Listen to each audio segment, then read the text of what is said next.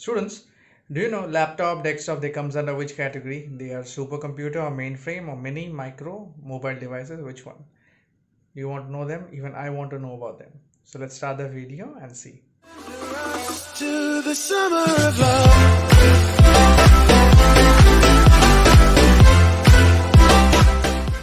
Students, in this part 2 video, the topics which we are going to cover will be mini computer, microcomputer, mobile devices and examples of each of these computers. So before I go further, in the previous video we talked about the computers which are divided according to size, like supercomputer and mainframe computer. We already talked about this and I have given you certain examples of these. So these three were left behind. So today I will be discussing these three. So let's start with mini computer. Now mini computer is an intermediate computer between mainframe and micro. Micro goes a little bit smaller and mini gets little bit bigger than micro, but it is less smaller than mainframe. Okay, it's a multi-user computer system which is sometimes called workstation, and basically they are mid-sized computers which can fit in a cabinet.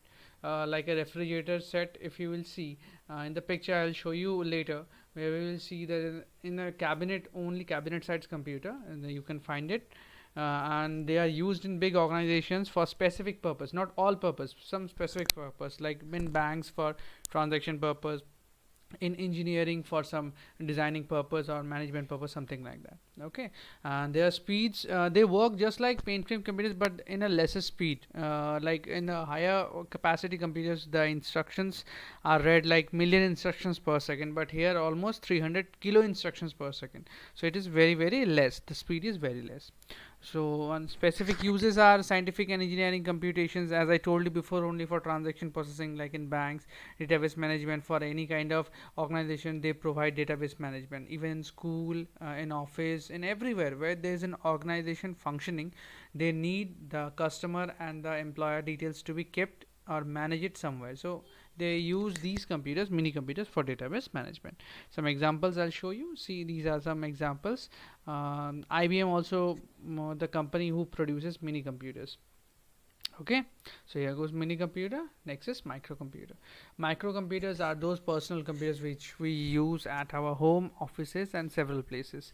Basically the most commonly used computer, those are microcomputers. Okay, because they use microprocessor inside, and those processor process million instructions per second. Yes, they are very faster than mini computers. Now as we know that if it is a faster, why it is next to mini computer, because we are studying the classification of computer according to size. Mini computer size is a bit bigger than microcomputer, that is why. Okay, it can fit in a desktop and sometimes portable. Why it is sometimes portable? Because mini computer are classified into, not classified, the examples of mini computers are like desktop and laptop. We know we can, it's small lightweight computer which we can carry it anywhere, that's why it is portable. We cannot carry desktop computers because we know we have a monitor, we have a keyboard, we have a mouse, we have a CPU, where we will carry all those things. No, so that is why laptops, everything is there inside this small particular thing and we can carry it to anywhere. It has many use. It is used for teaching, it is used for office works, keeping records in different places. These computers are used for different purposes. Okay, let's see some examples. Like we have desktop, we have laptop. Desktop which can fits in the desk, that's why it is called desktop. It has a monitor, it has a keyboard, CPU, mouse, everything. And laptop, everything is there inside that, and it has, sometimes it has touch screen. By touching the screen also we can put inputs and we can do our works. So next we have finally the mobile devices. Mobile means which can be portable, which is portable, that is called mobile. Okay, so portable microcomputers with small storage and average processing speed. These are microcomputers only, but they are portable. They have some certain categories and they are used for certain purposes also, but average processing speed, it's not like the same speed as microcomputers, average. Now small enough to carry in a pocket, yes, we know. With some of the examples I'll be showing you in the next, you will understand why I'm telling it that it is small enough to carry in a pocket. Almost it, we can find it everywhere. Similar processing speed like microcomputers, same like microcomputers with limited options. Yes, the uses are just like same microcomputers, but they have some limited options. We cannot do everything on those micro mobile devices. So one by one, let's see. Like first is tablet PC. Tablet PC is special type of notebook computer which has a touch screen. By this particular device, we can do all kind of works which we normally do in laptops. We can browse the network, we can use social medias, we can use any applications just like our laptops.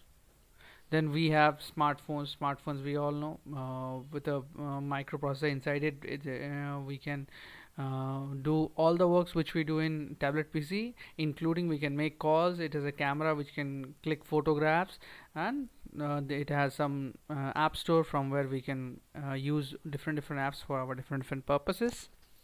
Next we have a ebook reader.